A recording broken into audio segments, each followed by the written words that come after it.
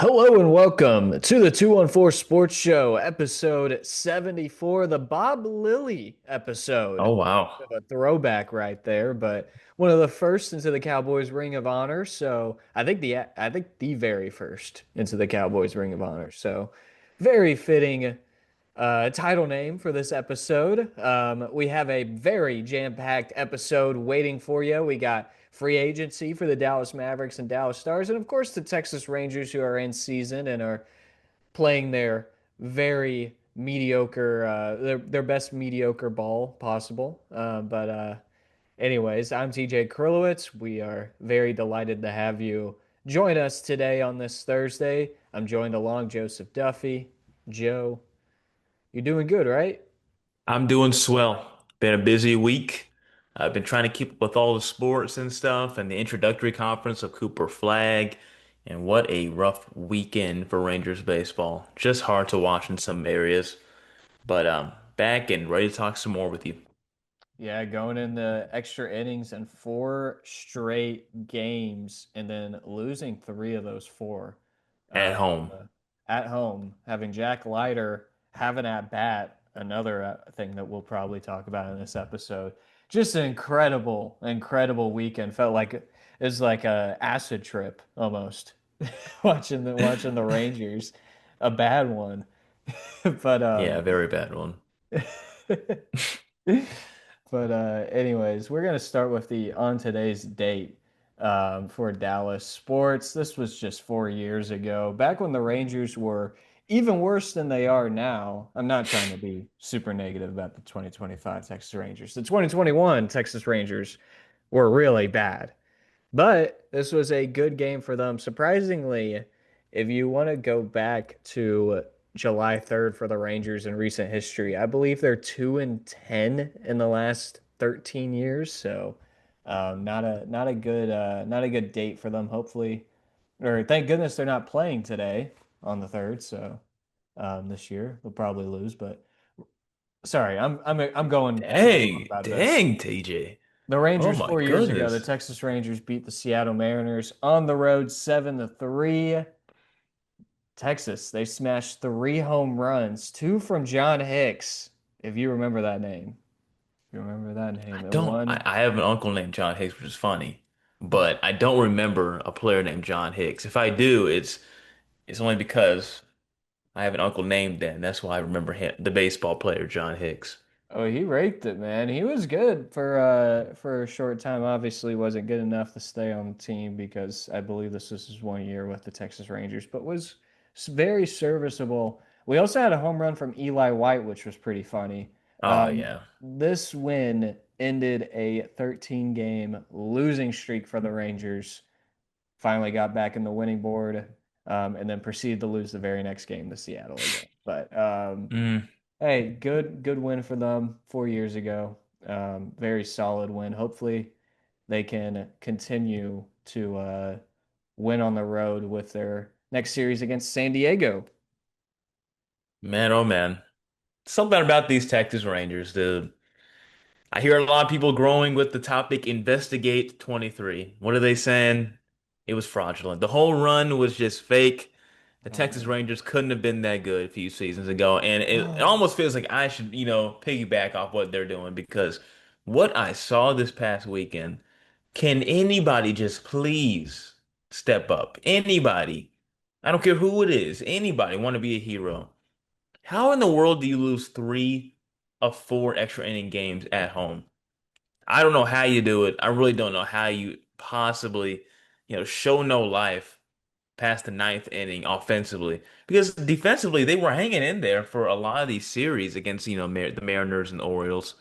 And they should have won almost all of those games. I'm not looking for perfection as a fan. Never want to say that. But those were winnable games. Quite the winnable homestand.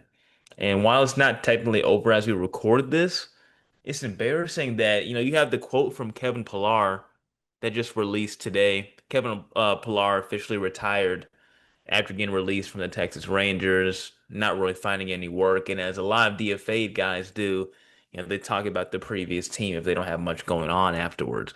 And he's like, man, when I got to this team, a lot of these guys were champions from the 2023 World Series roster, and they're not as close as I thought they were. Guys who were very separate during BP, guys who were, not doing stuff as much together. He thought the camaraderie would be much different, and it starts to show that way, especially in the clutch, where they don't, play as a team. They don't feel as organized when it matters the most. Everyone's out there ready just to pimp a home run. I don't know what it is about this team, especially in the clutch, in extra innings. They just completely leave. They can show life, try and tie the game, but nobody has that will to try and take the lead and walk off the game. No matter if you're at the bottom of the order, no matter if you're in the heart of the order. And it was a hard watch, especially in this Mariners series, because this is a team that has pretty much owned you these past, year and a half, really, or 2 years in the MLB since you won the title. And after, sweeping you earlier this season, you had a chance to really respond. Even the series across the season, and you find a way just to kind of, I hate to say it like this, but piss down your leg in a way. So hard watch for these Rangers as they're about to hit the road eventually, because they could have won a lot of these games that they ended up losing this past weekend. Hey, I mean, I don't hate saying that they're pissing down their leg because that's exactly what they are doing. I gotta say that it really is weird to hear that Kevin Pillar quote because you're talking about this team that, and I guess it has to be with the offensive struggles because you look at some of these acquisitions from this offseason. I think a Jock Peterson would be a really good locker room guy, somebody who would bring them together. Obviously, he's not around the dugout right now or the locker room, but it's got to be the struggles. It's got to be the struggles. I mean, Josh Jung, which we'll get to very quickly, but I mean, like him, Corey Seager, Jake Berger, all of them were playing Fortnite and they were posting about it before the season started. And you think that that's like, I mean, to anybody who's like, I don't know if like people are like, oh, they're just playing video games together. I think if you're playing video games with your boys, with your friends, that is like one of the best ways to earn chemistry with somebody is playing Fortnite with somebody, which is kind of ironic and funny, and probably some people are rolling their eyes to hear that, but it's true. I think it's very true. You think that these people would be very close, but I guess not. I guess not. Maybe we shouldn't take Kevin Pillar's word. Maybe, or maybe we should. I don't know. But yeah, it's a very interesting season so far. A lot of things that you can't say that Chris Young, the GM, is not trying because he is Yeah. making lots and lots of moves, lots of subtle moves to try to fix this, try to tweak this, tweak that, and try to get this team on the right side of the road. And one of the moves today, not a little one, the big one, they optioned Josh Jung, the AAA, brought back Jake Berger from the IL. Josh Jung, he's been batting. He posted a 152 batting average with one home run, a 4.12 OPS in 26 games in June. Uh, was swinging and missing at fastballs up to 53.6% for the season, rising to 60% in June. So lots of struggles offensively for Josh Jung. Very surprising move still, regardless, especially since he was, a 2023 All-Star starter, getting demoted just 2 years later. Joe, do you make sense of this move? Do you think this was something that should have happened? I absolutely think it should have happened. I agree completely with it. And it's hard to do this with a guy who is as old as Josh Young now. It's kind of weird to think he's almost 30 years old now. I felt like it was just yesterday where he got selected out of Texas Tech. It And now, looks like he's 30, though. yeah, he Gotta does, I say. guess. He does, I guess. But it is kind of weird how time flies, regardless. And yeah, like you said, in June, his stats are not exactly the best. And you saw it especially in that Seattle series. He couldn't hit anything high and up. He kept getting fooled on, sliders. It's just he needs a reset. And I think this is a good move from a veteran manager in Bruce Bochy, trying to send his guy down, who I thought was one of the more consistent Rangers with the offensive struggles of the past 2 seasons. He usually is the guy that I point to for being consistent in the lineup, getting timely hits with runners in scoring position, and he's really struggled with that this season.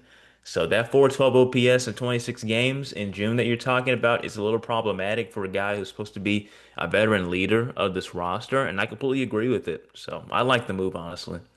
And Boshi said that it was a move that give him like kind of a mental reset, which makes sense. You talk about his injuries and all that stuff, and talking about injuries, you talk about investigate 23, which is just makes my blood boil. Like I get one good moment, and now it looks like it was all A it needs to cheating be scandal. investigated because of Yeah. yeah.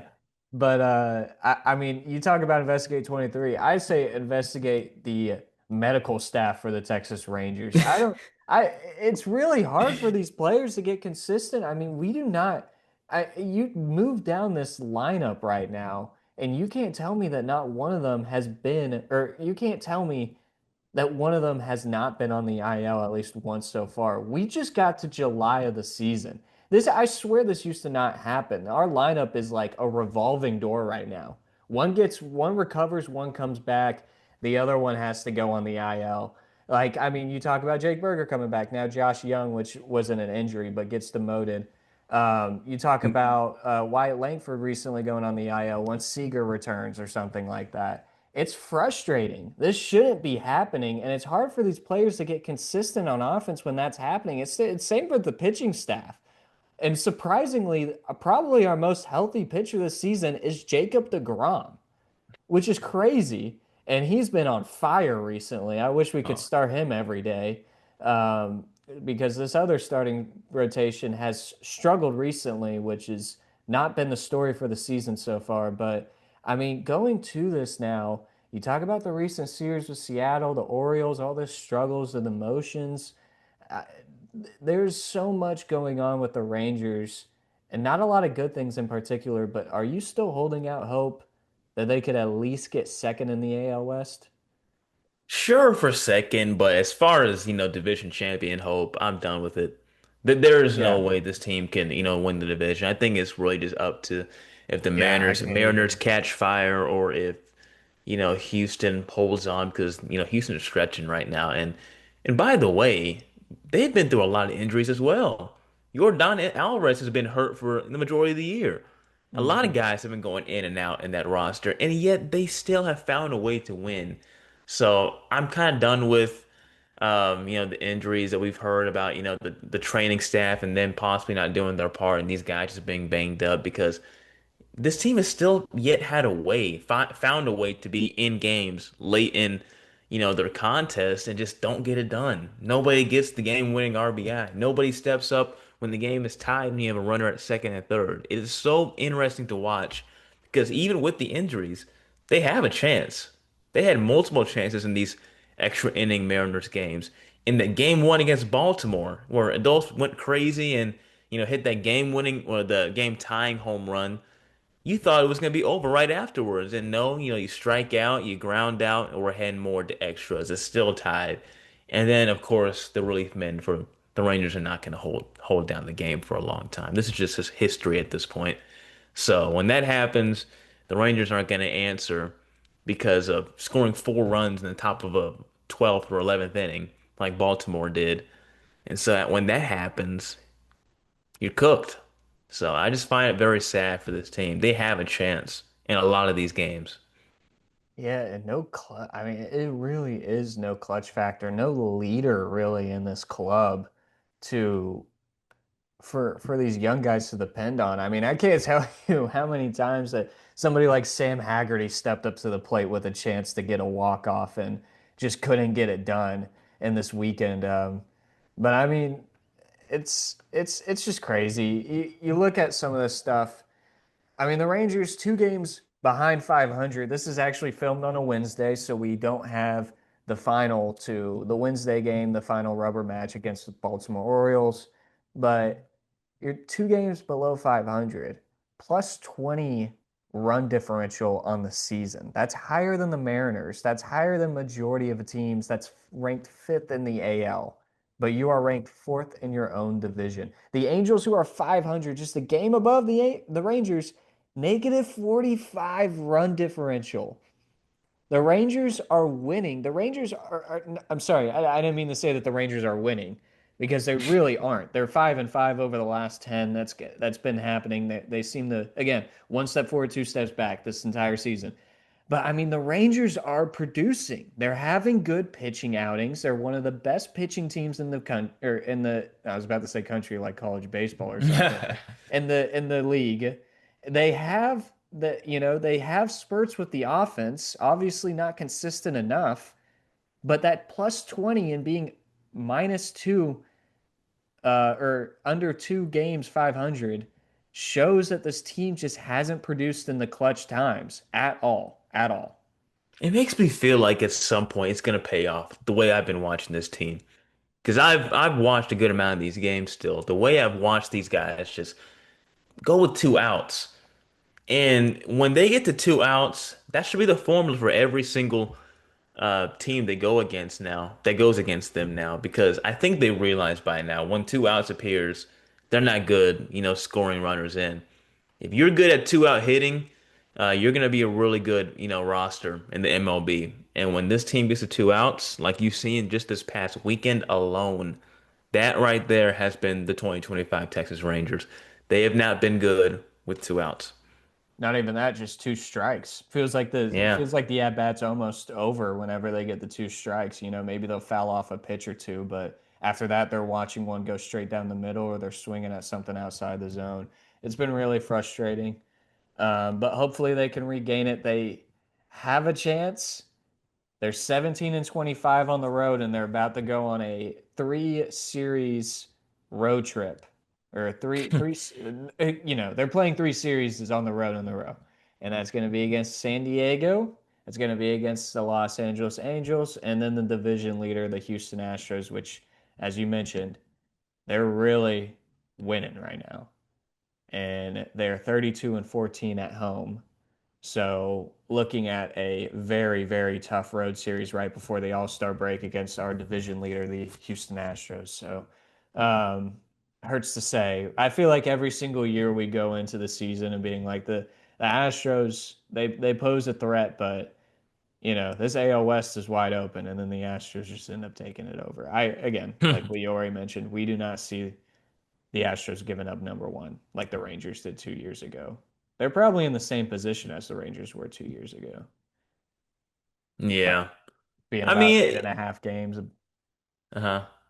in the lead. So, Crazy things can happen, but the Astros usually don't choke away division leads.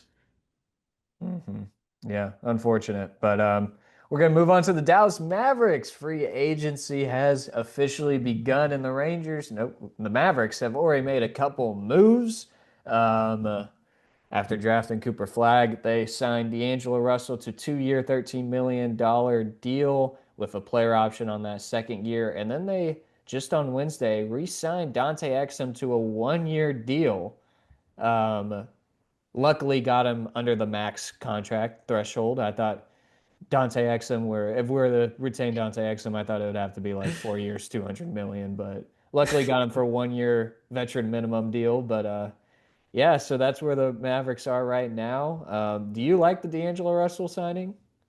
I do, and I'm not gonna lie Really? to you, he was not on our radar. I don't believe we were talking anything Not close to really. him. Mm-mm. I didn't think we had a chance for him. That price is honestly not too bad, and I'm surprised he's not, getting more money.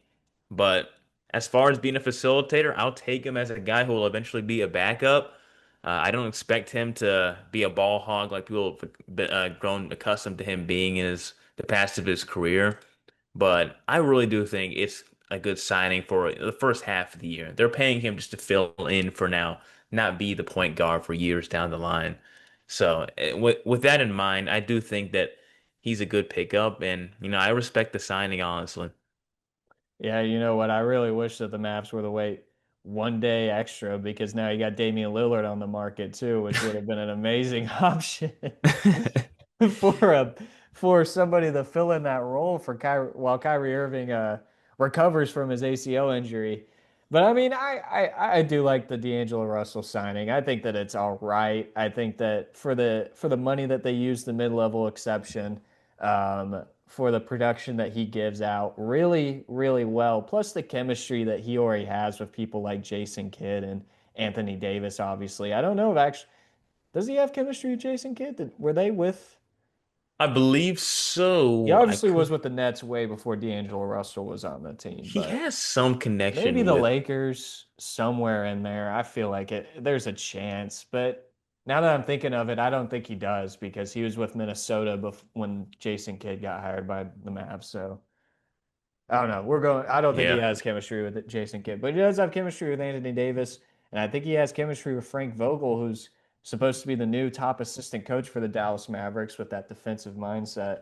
But yeah, I think that it's a really good move for the options that we had. I really like Tyus Jones, but he doesn't have the production that D'Angelo Russell has. Hopefully, he can get better with his 3-point shooting last year. His production last year compared to his other seasons was a lot lower. He played with the Lakers and the Nets, but he shot 31% from three last year, which is kind of uncharacteristic. If you look at his stats from the last 4 years before last year, he was shooting about 37% from three. He was a reliable shooter. Obviously shot or I think he made like 200 plus threes in the in the last 3 seasons or so, which is huge for the Mavs. They actually I think they ranked last in 3-point attempts last year in the league. Not really a 3-point shooting team. That's going to be somebody who can help hopefully if he can regain his shooting. If not, then that's just another Spencer Dinwiddie, unfortunately.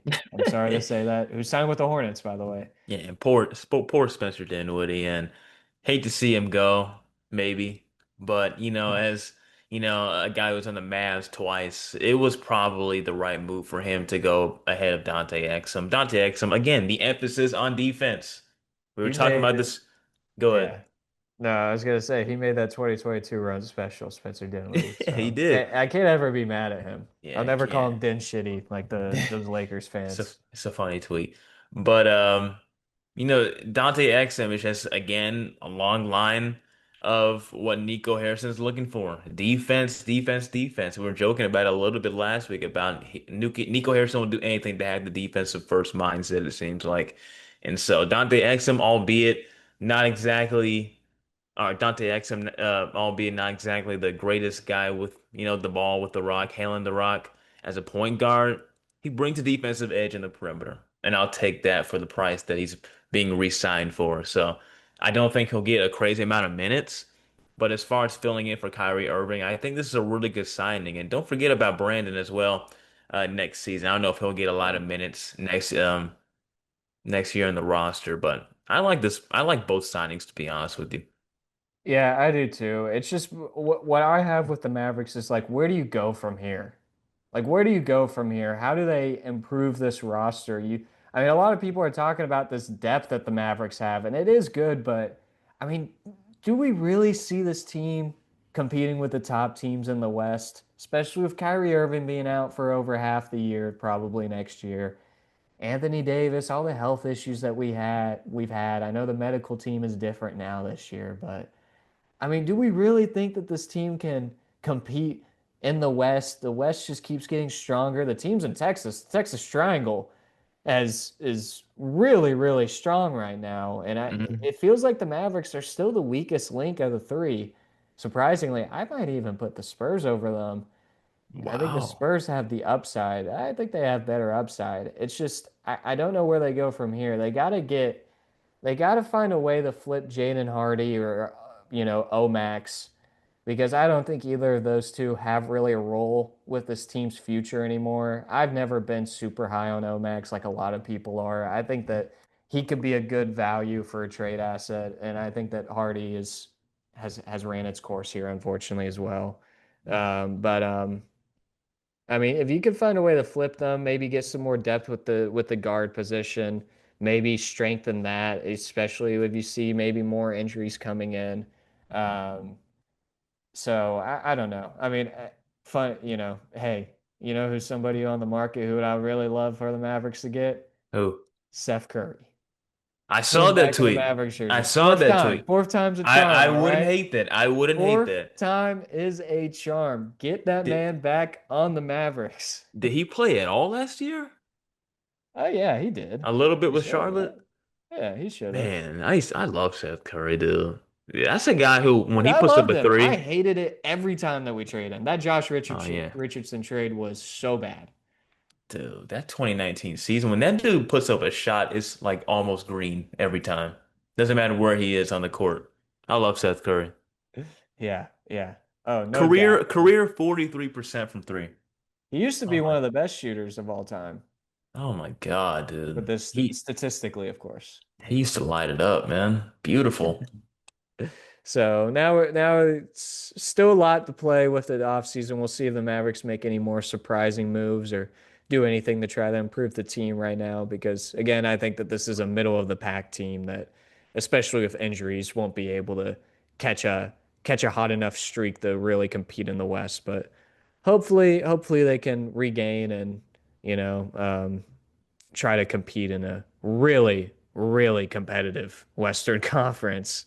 Um, but moving on to the other team that has just started free agency, the Dallas Stars. Maybe not as much of a successful offseason as the Mavericks, but they don't need as much of a successful offseason as the Mavericks because of they're definitely in a better standing.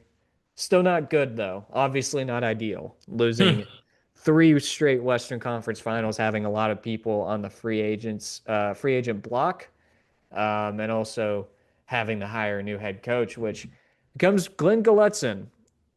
I don't know really what to think about it. I don't know if Yeah, I was he'll gonna ask move you the what you needle thought. over Pete DeBoer, but that's our head coach, and we can't do anything about it as fans. So um, I think it's all right. I think that obviously the one thing that Edmonton had always killed on us in these last 2 years in the playoffs is special teams, and this guy is great with special teams and strengthening that. So I will say that that's a very good positive about it.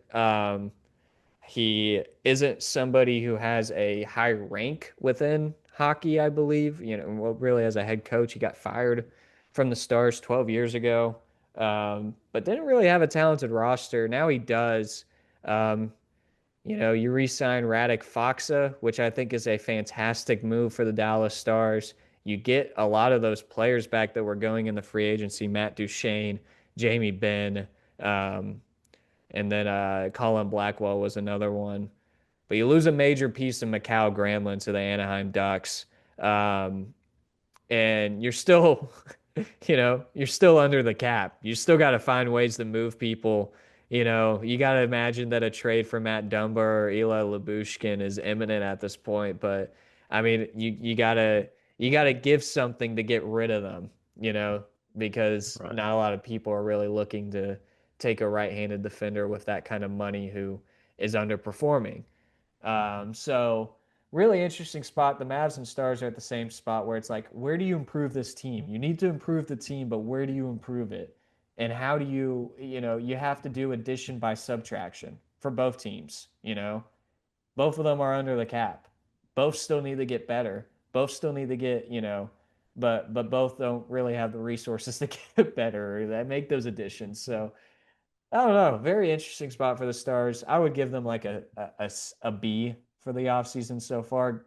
If you're not going to sign many people, good on them for re-signing those people like Matt Duchene and Jamie Benning, making sure that they stay a Dallas Star. Obviously, both of them underperformed in the playoffs, but um, very good off or regular season people, and Jamie Benn, of course, kind of being the glue guy, the captain for so long.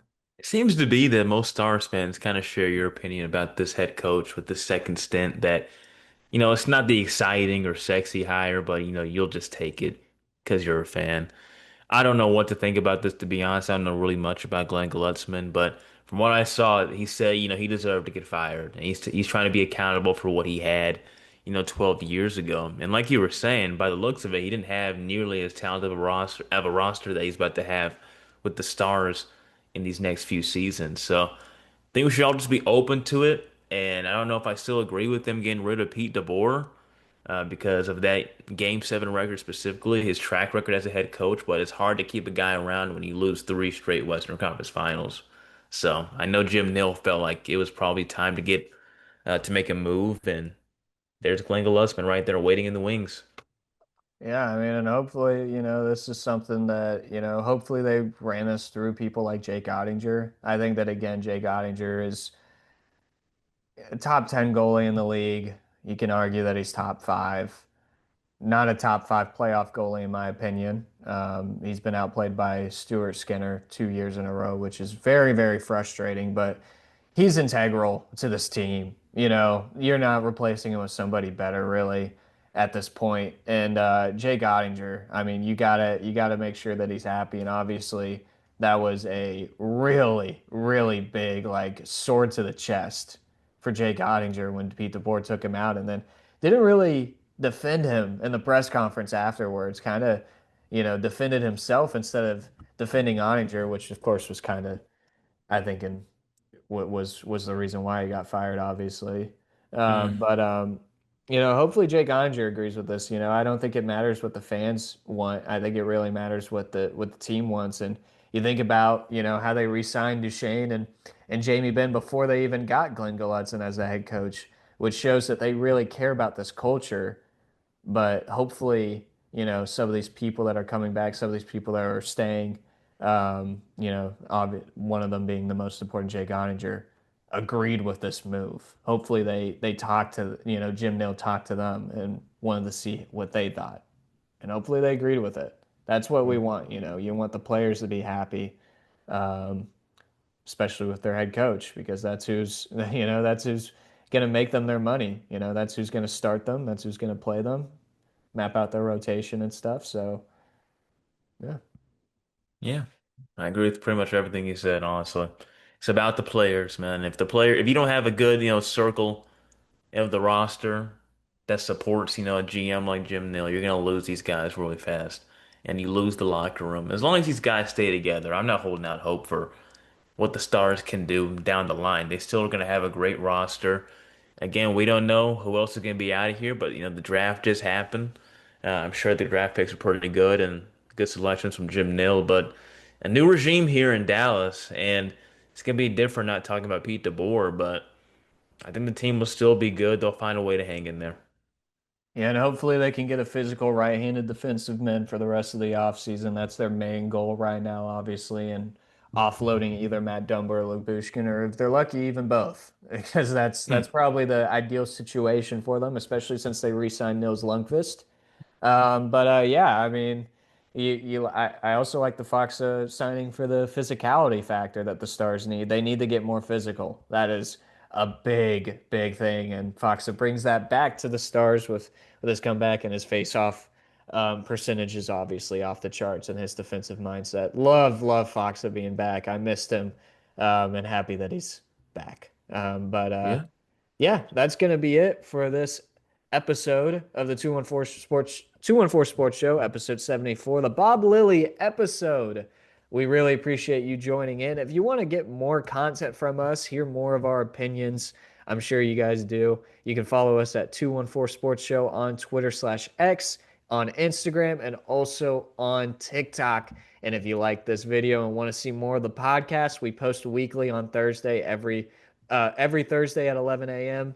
You can subscribe, like, and share here on YouTube or Spotify, whichever platform you're watching on. Probably YouTube, but what our analytics are showing us. Pretty much. The head coach. I'm just running through the analytical guy. That's what the analytical guy told me. He told me that Spotify is not doing too well, but YouTube's doing pretty well. So we really appreciate all the interaction that we get on any platform that we have.